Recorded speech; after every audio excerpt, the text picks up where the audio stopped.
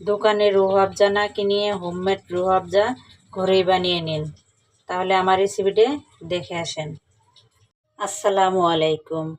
রুহ আফজার দোকান থেকে কিনে খাইতে হবে না, নিজেই বানিয়ে নিতে পারবেন হোমমেড রুহ আফজা। চলুন দেখিয়ে আসি। পিঠগুলা গ্রেট করা হয়ে গেছে। এখন দিয়ে দিব একটা লেবু। লেবুর রসটা পুরাটাই দিব, দিয়ে এটাকে রোদে শুকায় নিব। এটা কিন্তু রমজান মাসে অনেক কাজে লাগবে।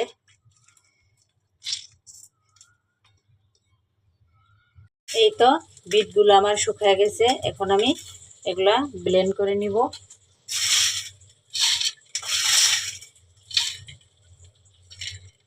এখন আমি এর সঙ্গে আরো কিছু উপকরণ এড করে নিব।